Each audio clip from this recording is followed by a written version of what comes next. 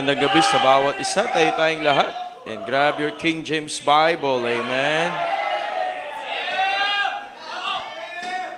Buksan natin sa book of Psalms chapter number 27. Psalms chapter number 27. It's always a great privilege na maatasan, mag-preach sa ating chapel hour. Psalms 27 verse number 1. We're going to read the whole chapter, amen? Psalms 27, verse 1 to 14. I'm going to read verse 1, you'll read verse number 2. Nakita niyo na po, amen? Amen. Sabi ng Bible, the Lord is my light and my salvation. Whom shall I fear? The Lord is the strength of my life. Of whom shall I be afraid?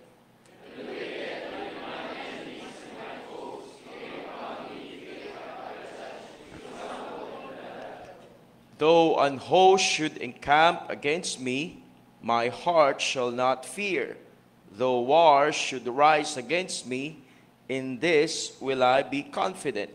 One thing have I desired of the Lord, that I will seek after, that I may dwell in the house of the Lord all the days of my life, to behold the beauty of the Lord, and to inquire in his temple. For in the time of trouble he shall hide me in his pavilion. In the secret of his tabernacle shall he hide me. He shall set me up upon a rock. And now shall my head be lifted up above my enemies round about me. Therefore will I offer in his tabernacle sacrifices of joy. I will sing, yea, I will sing praises unto the Lord. Hear, O Lord, when I cry with my voice. I have mercy also upon me, and answer me.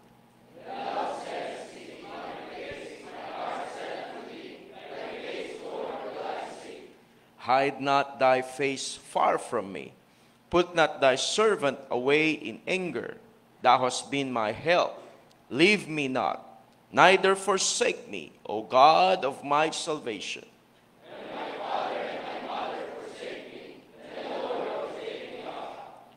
Teach me thy way, O Lord, and lead me in a plain path, because of mine enemies.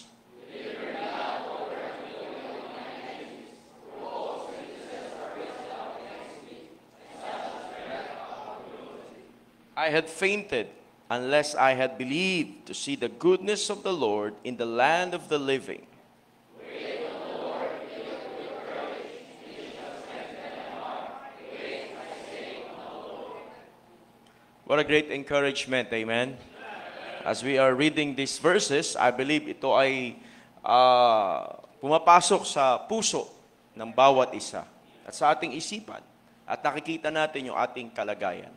At kapag binasa mo ang mga talatang ito at ikaw ay nasa ministry, talagang mayroong bigat. Di ba? Na i-connect mo agad sa buhay mo. A very simple message tonight. The gravity of being in the ministry. The gravity of being in the ministry. Dakilang Diyos, salamat po sa mga talatang aming binasa. Bless you po ang mensahe ngayong gabi. Salamat po sa privilege. Binigay niyo po sa amin. We thank you, O God, for this Bible college na ginagamit niyo upang mag-train ng mga babae at lalaki para sa gawain. Holy Spirit of God, kayo po manguna sa aming kalagitnaan. Bless you po, Messiah. I just want to be a blessing and be a help tonight. In Jesus' name I pray. Amen. Amen. Thank you. You may be seated. Kapag ikaw ay tatanungin, ano ba ang dahilan bakit ka nasa ministry? Ano ba ang bigat ng isang lalaki at babae na katulad mo na nasa gawain ng Panginoon? Meron bang urgency? Meron bang is it of great importance para pagpahalagahan mo? At ikaw ay tumugon sa panawagan ng Diyos sa iyong buhay and now you are in the ministry. Ano ang isasagot mo kapag ka sinabing, bakit ka nasa ministry? Ano bang dahilan? Bakit ka nag-decide? Ano bang meron? Bakit kailangan mo pang mag-aral sa Baptist Heritage Bible College? At kailangan mo ng further training? Bakit? Ba't kailangan mong umalis sa iyong tahanan? At ikaw ay nandito ngayon, nakastay in ka pa. Bakit kailangan mong iwanan ang mga mahal mo sa buhay at ikaw ngayon ay nasa BHBC? Bakit mo tinapos ang iyong pag-aaral at isinuko mo ang buhay mo sa Panginoon? Anong naging dahilan? Naalala mo ba yung pagkakataon na ikaw ay tinawag ng Diyos at sabi mo, ibibigay ko ang aking buong buhay para sa gawain ng Panginoon? Do you remember that time na ikaw ay tinawag ng Panginoon? Maybe siguro sa choir ministry, sa ushering ministry, sa Sunday school, at kasama doon sa panawagan ng Diyos sa iyong buhay na kailangan mo ng training. That's why you are in the Baptist Heritage Bible College. Ang gawain na meron tayo ay hindi katulad ng secular job. Dito parang trabaho lang na ikatrabaho sa isang company or sa isang department store or sa construction firm or isa kang kontraktor, ano? Ganon. Kasi ito'y gawain na talagang binabalik-balikan. Marami ang sana nasa DPWH, pero bakit nasa BHBC? Naisip nyo ba yun? Ano ba mabigat? Ano ba mabigat doon? Bakit yung mga tinawag ng Diyos ay umiiyak pa nung sila'y nagbigay ng buhay? Ba't kailangan ang dami pang kausaping tao para masigurado mo lang na tama yung desisyon na yung gagawin? At bakit kahit may mga oppositions, at bakit kahit yung mga mahal mo sa buhay, at kailangan pa ipaliwanag sa magulang mo, sa mga kapatid mo, sa mga kamag-anak mo, para lang ikaw ay mapayagan, napayagan nyo na ako. Gusto ko nang ibigay ang aking buhay. What is the gravity of being in the ministry? Ito'y gawain na walang katulad. Ito'y gawain na hindi mo pagsisisihan pag ikaw ay nag-involve.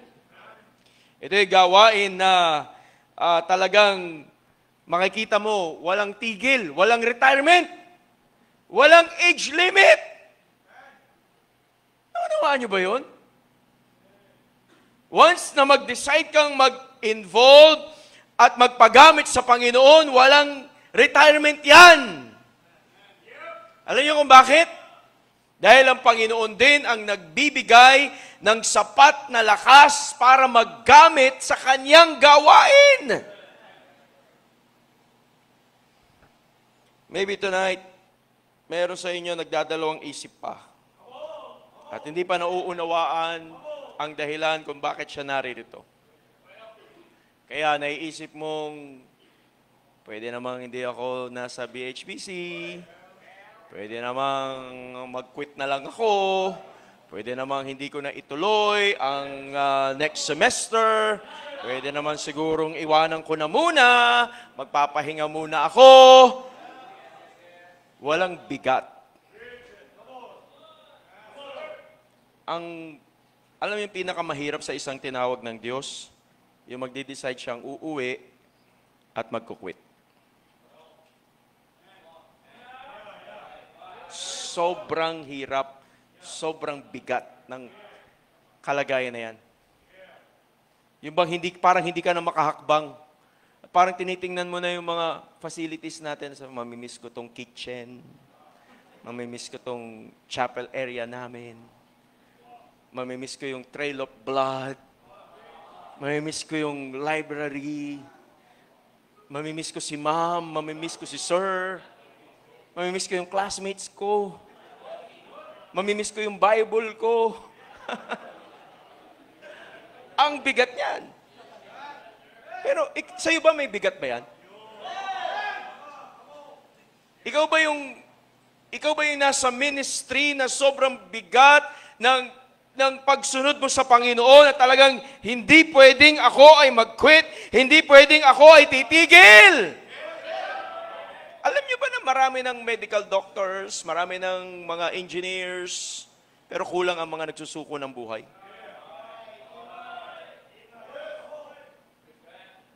Wala tayo sa majority, nasa minority tayo.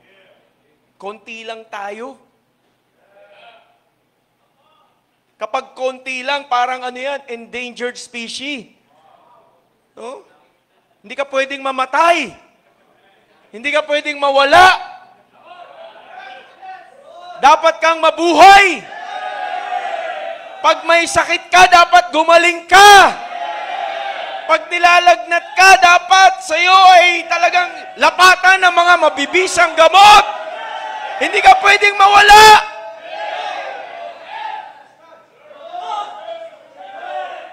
Hindi ka pwedeng maglaho ng parang bula. Hindi natin maitatago sa mga nakakaunawa ng sinasabi ko ngayong gabi. Mabigat talaga, may bigat na ikaw ay nasa ministry. And I believe tonight, parehas tayo ng iniisip. Yung iniisip ko ba, iniisip mo rin? Yung iniisip ba ng teacher mo, ng mga pastors na pupunta rito, ay isip mo rin? Merong mga estudyante dito na nakukuha na nila yung talagang dahilan kung bakit sila nasa gawain ng Panginoon, habang yung iba ay parang nagbabakasyon lang. Habang yung iba ay parang palipas oras lang. I believe kahit yung mga nasa online natin, may plano ang Diyos sa iyong buhay. At dapat maunawaan mo yung bigat ng isang tao na nasa gawain ng Panginoon. I'll give you 3 simple points. At tapos na tayo kasi may klase pa. Ako, may subject pa rin ako. 3 simple points tonight. Number 1, itong mensahe na ito ay pinrepare ko para pagkatapos natin, yung mga hindi nabibigatan at nagagaanan lang sa ministry. Ministry is just like another job. Ministry is just like another task. Madali lang yan. Pero yung nakakaunawa, I hope and pray na maunawaan mo yung aking sinasabi. Number 1, this is a truth na mababasa mismo natin sa salita ng Diyos. Sabi sa verse number 10, when my father and my mother forsake me, then the Lord will take me up. Where can you find na mayroong magsasabi sa iyo na kapag wala ng nanay mo at wala ng tatay mo, akong bahala sa iyo?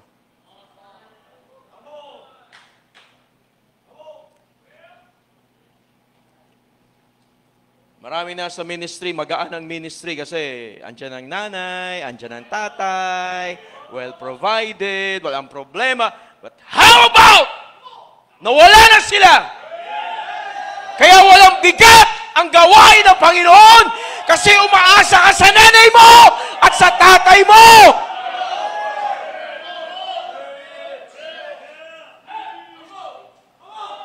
Akala mo pag nasa gawain, madali. Pero pag talagang nasa gawain ka na ng Panginoon, mararamdaman mo. Ito matinding pagkakataon na to sa buhay ng isang tao. Gaano kahirap mawala ng nanay, mawala ng tatay? Gaano kahirap? Yung mga bata, paano sila pinalaki nang walang magulang? Nagre-reflect sa kanilang ugali, nagre-reflect sa kanilang character, at kung ano yung mga decisions na kanilang ginagawa. And can you imagine the tragic thing that will happen to a person when his father or her mother, his father and mother will forsake them? At yung promise ng Panginoon, sabi niya, don't worry.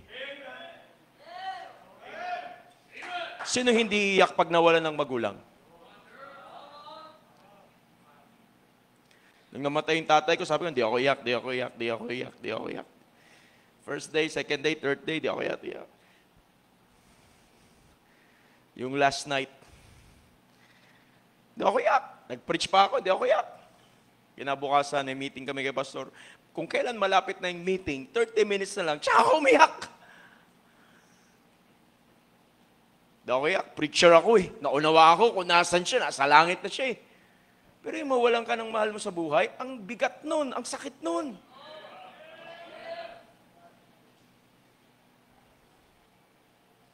Pero, yung pangako ng Panginoon, then the Lord will take me up. Number 1, the Lord will take me. Put that in your mind. Put that in your heart. The Lord will take me. It is a very personal statement. Ang Diyos ang bahala sa'yo. One of these days, you will need a great encouragement. Hindi mo yan makukuha sa akin. Tao lang ako. Kailangan ko rin yung encouragement ng Panginoon. Kaya yung pag-asa natin sa tao, hindi talaga dapat sa tao. Huwag kang titingin sa tao. Tumingin ka sa Diyos. Because He's the one who will encourage you. He's the one who will give you revival. Some of you need revival tonight. You may be in the Baptist Heritage Bible College, pero ang pinakamatinding nagbabackslide ay yung estudyante mismo dito. That's why you need encouragement. You need revival from God. I can't encourage you. I'm just being used by God. Minsan nga, nadi-discourage ka pa sa pastor mo eh. Pero ang Diyos, hindi ka madi-discourage sa Kanya. And He can use your classmate, He can use your preacher, He can use our pastor to encourage us. Na makikita natin, dapat pag pinag-aralan natin salita ng Diyos, na makikita mo, ang nasa likuran nito ay ang Panginoon.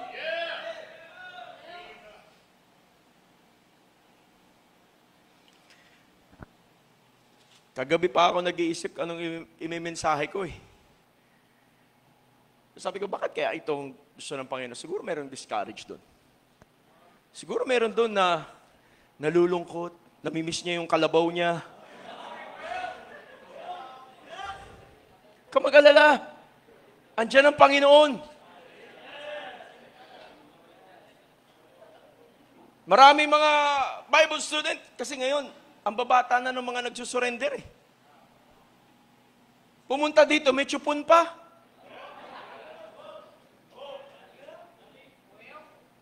Kaya ganyan ka. All of a sudden, biglang mawawala yung magulang mo. Ewan ko lang kung anong gagawin mo.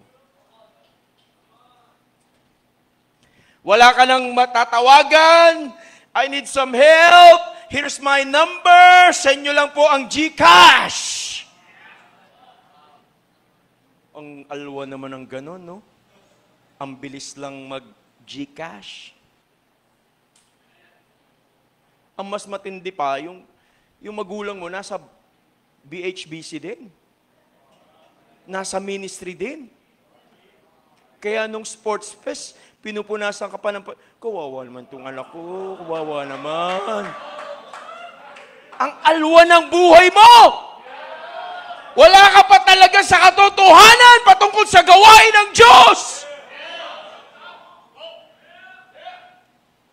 Can you imagine? Nangyari na po sa buhay mo yung sobrang discouragement na dumating sa buhay mo at wala ka na talaga matawagan, walang makaunawa sa'yo. Kung meron man makakaunawa sa atin, yung nanay natin at yung tatay natin, pero paano kung wala sila?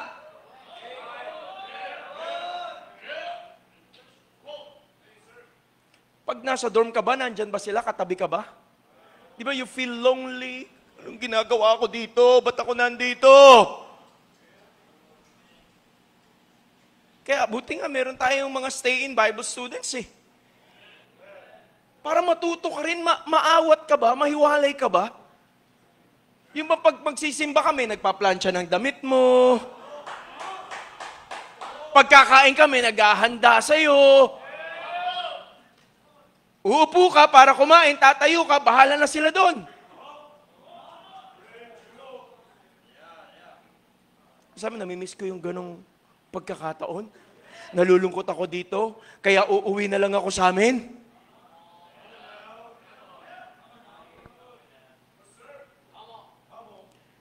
When my father and my mother forsake me, then the Lord will take me up. Alam niyo, nung ako nag-surrender, sabi ko, madali lang mag-full time.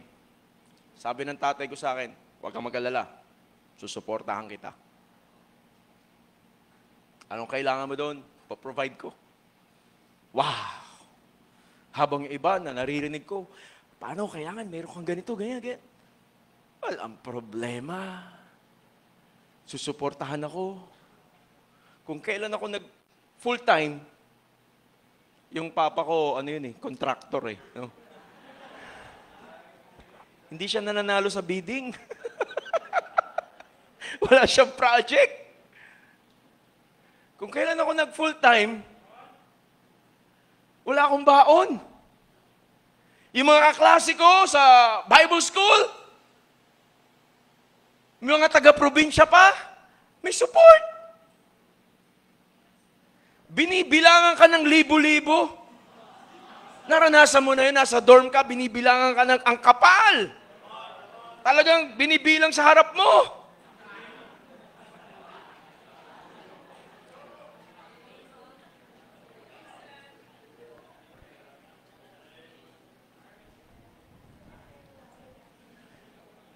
Kaya natuto akong lumuhod, makaawa sa Panginoon.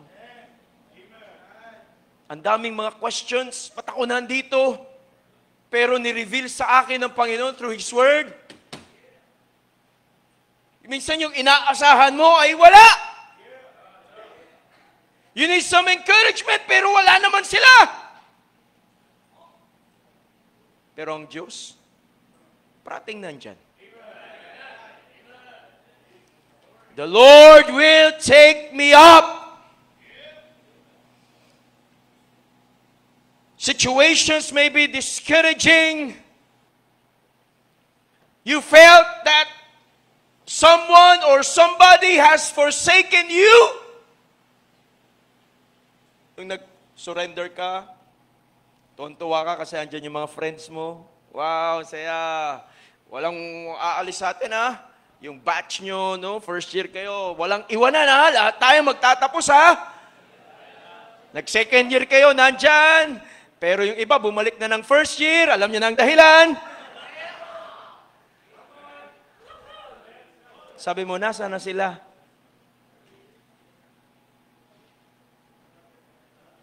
Sa ministry, yan ang mararamdaman mo eh. Minister ka ng minister, minister ka ng minister. Minsan magkakaroon ka ng self-pity sa iyong sarili. Nasaan yung mga taong tinulungan mo? Nung mahina sila, tinulungan mo, ngayong malakas sila, ikaw naman ang hihina, nasa na sila? A lot of times, hindi nila alam na ikaw ay discouraged din, ikaw ay nanghihina rin.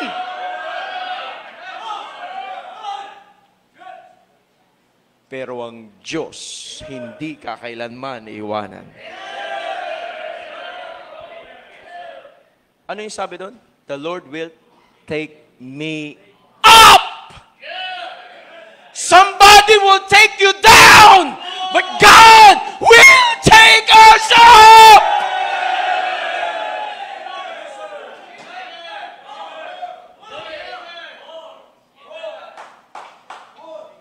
Can you imagine? Yung kamay niya, inaabot niya sa atin, come on, you can do it! Minsan ikaw ay nadadapa, sige lang, bagon lang! Minsan ikaw ay nahihirapan, parang sabi mo, Panginoon, parang hindi ko na po kaya. No! Kaya mo yan! Get up! Get up! Get up! Get up! Get up! Get up! Get up!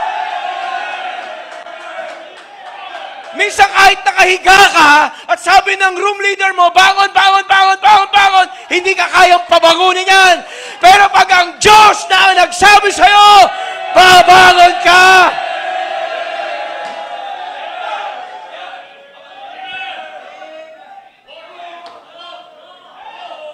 Sabi ng Panginoon, gusto mo, tulungan pa kita, na kapag nakikinig ka ng preaching, tatayo ka, at sasabi mo, Amen! Amen! Amen!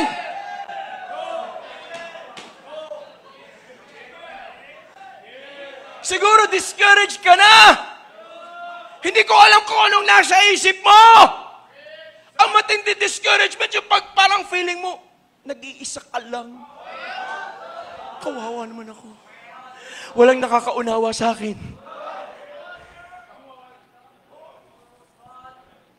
The Lord will take me up.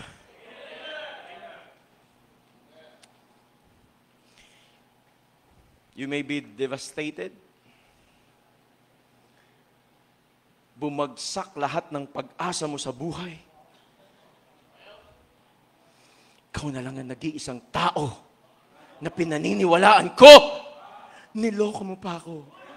Ouch!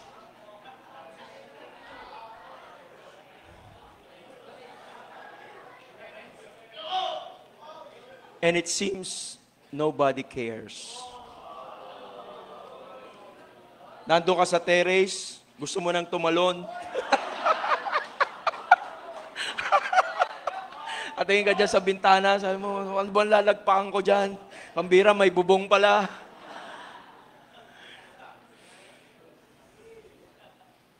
Kaya kang i-encourage ng Panginoon.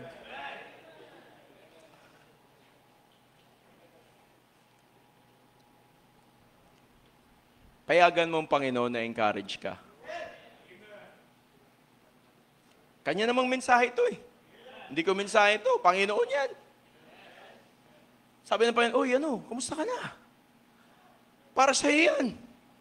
Ako yan, ako yung nagpapakilala, ako yan mismo. Ako yung creator, ako yung the God of Abraham, the God of Jacob. I am still the same God. Na nagsasabi sa'yo, kaya mo yan. I will take you up.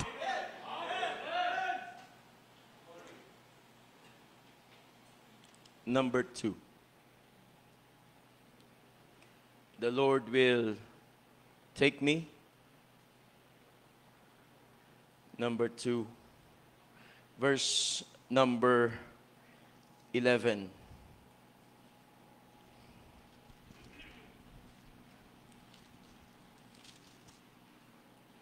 Teach me thy way, O Lord, and lead me in a plain path because of mine enemies. Number 2, the Lord will teach me. The Lord will teach me. Hindi nila tayo nauunawaan. Pero pag sinubukan nila mag-involve sa gawain ng Panginoon, makakatagpo nila ang Diyos. And He's the very person who is teaching each and every one of us. Ang itinuturo pa niya sa atin ay hindi lang yung akala, yeah, I got this from my teacher, I got this from my pastor. Pero mas matinding na ituro sa'yo ay yung tinuro sa'yo ng Diyos.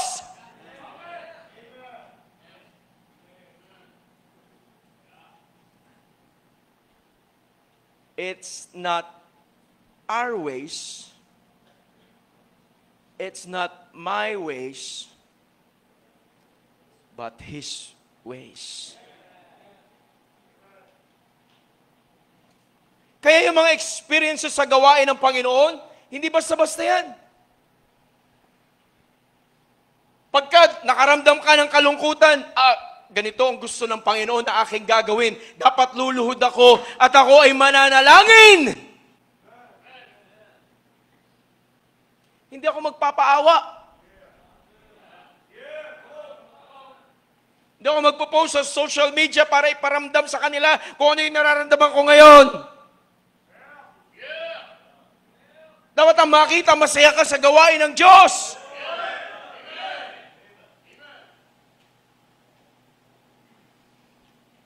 Ang teachers, pwede pang umabsent. Pero ang Panginoon, hindi umaabsent.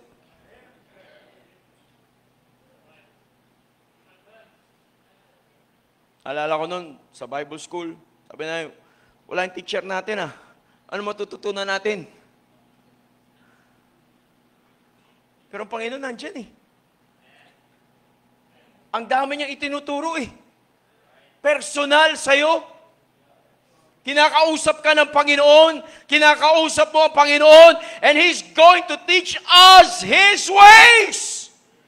Not my wants, but His ways. Maraming beses sa ating buhay, habang naglilingkod tayo sa Panginoon, sasabihin mo, ganito ba talaga sa gawain ng Panginoon? Hindi yung gusto ko? Wala ba kalayaan na piliin naman yung gusto ko? Wala ba silang pakialam sa akin? Nasa na ang human rights?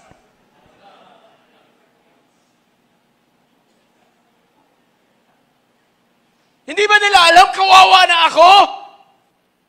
God is going to teach us His ways.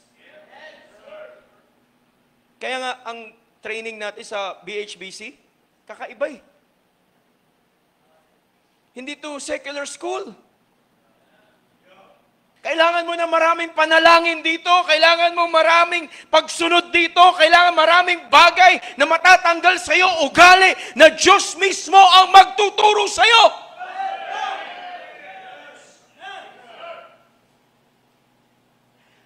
Habang ikaw ay nasa BHBC, anong tinuturo ng Panginoon sa iyo? Ano natututunan mo? Kalokohan? Nagtatago ka sa gawain? Niloloko mo ang kasama mo? Yun ba? O yung tinuturo ng Panginoon sa'yo? Ano na yung tinuro ng Panginoon sa'yo for the past week? Noong nag-sports fest, ano tinuro ng Panginoon sa'yo? Mandaya? Manggulang? Mambalya? Ano? Yun ba?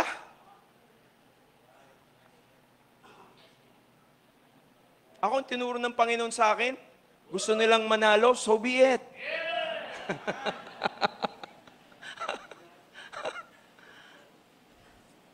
Ano tinuro ng Panginoon sa atin? Tuturuan kanya magpakumbaba? Tuturuan kanya magsabi ng sorry? Tuturuan kanyang maging magalang? Tuturuan kanyang magrespeto? Tuturuan kanyang magbigay? Tuturuan kanyang magkaroon ng tamang attitude sa gawain ng Panginoon? Tuturuan kanyang maging masipag? Tuturuan ka ng Panginoon na umasa sa Kanya at hindi sa iyong sarili. Kaya ka lang ba masaya dahil magaling ka? O dahil maraming tinuturo ang Panginoon sa iyo? Kapag ikaw ay involved sa ministry, maraming beses ka mapapagalitan. Pero parati mong tatandaan, ang nasa likod niyan ay ang Panginoon. Kausapin mo ang Panginoon. Panginoon, ano pong gusto niyong ituro sa akin dito? Ba't nangyari ito sa akin? Sabi mo, I am wrongfully accused. Ang Panginoon, di ba, wrongfully accused? And you will learn from Him. Panginoon, ganun pala yung feeling, wrongfully accused. Biruin mo, sinabi nila, ikaw ang ipako sa krus. Wala ka namang kasalanan. Minsan, nag-self-pity ka, na sinasabi mo, wala naman akong kasalanan, pero ang totoo, may kasalanan ka. May tinuturo ang Panginoon sa'yo. At kung hindi mo makita ang mali mo, mas delikado yun. Pwede ba namang ang estudyante natin sa BHBC ay perfect? Pagpunta dito, perfect na. Hindi na magkakamali. Hindi na papagalitan. Ba't ka pa pumunta dito? Hindi mo na kailangan ng training. Kailangan mo ng training. Kailangan ka matrain. The Lord will teach me. Number 3, the last. Gaano oras ba tayo? To be continued na lang. Tapusin natin. No?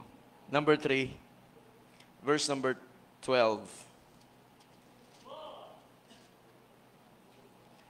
Sabi ng Bible, deliver me not over unto the will of mine enemies, for false witnesses are risen up against me, and such as breathe out cruelty. Number 3, the Lord will transport me.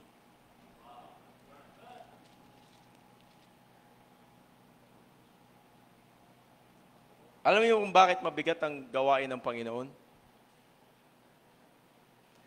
Kasi dadalhin tayo ng Diyos sa Kanyang kalooban.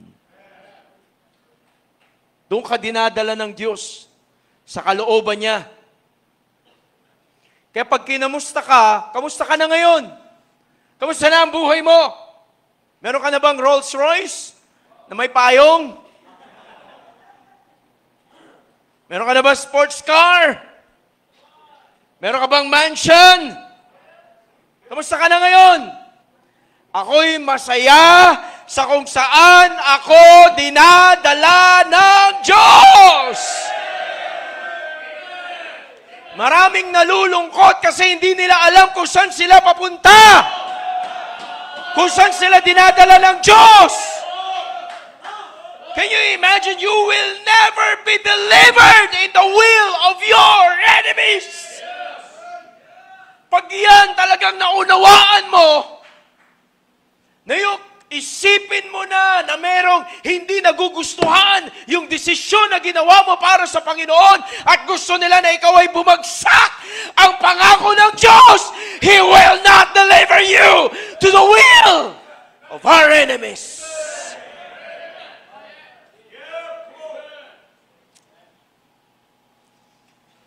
Dadalhin ka niya sa kalooban ng Diyos. Walang tatalo sa sentrong kalooban ng Diyos. Hindi nakabase sa nakikita ng katabi mo. Hindi nakabase sa nakikita ng iba. Kung hindi sa nakikita ng Diyos. May iba't ibang plano ang Diyos sa ating buhay. Hindi tayo pare-parehas. Pero ang pinakamaganda, siguraduhin mo na ikaw ay nasa sentrong kalooban ng Diyos.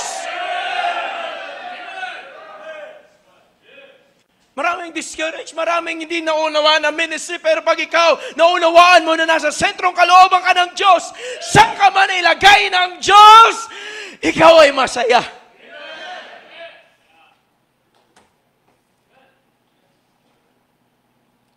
We are on our road to victory.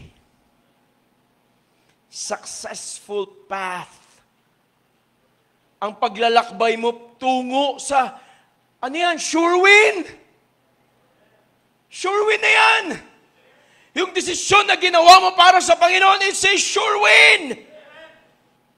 It's a place where God is already there. He's going to fight for you. Minsan, ano ka, walang makikipaglaban sa akin, walang magtatanggol sa akin, kawawa naman ako. Anong walang magtatanggol sa'yo? Ang Panginoon ang makikipaglaban sa'yo. Siya ang bahala sa'yo. Wala na akong lakas, ang Diyos ang magbibigay sa'yo ng lakas. It's a proven path. Hindi to experiment. Ito'y lakbayin, ito'y landasin na maraming nauuna sa atin na sabihin nila, huwag kayong aalis dyan, tama yan, tama yung ginagawa nyo.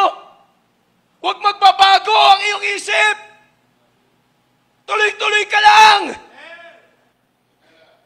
And we'll understand it better by and by. Huwag sanang merong Bible student dito na sabi niya, hindi ko alam bakit ako nandito. Dahil merong Diyos na nagbabantay sa'yo. Can you imagine? The will of God versus the will of the enemy.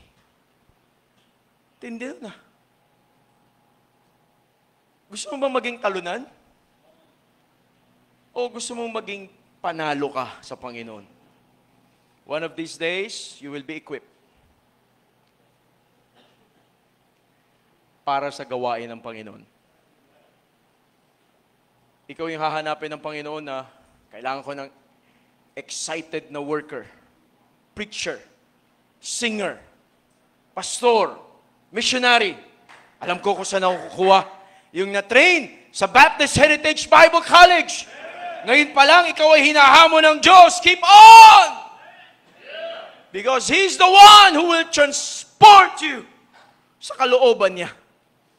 You will reach places beyond your imagination.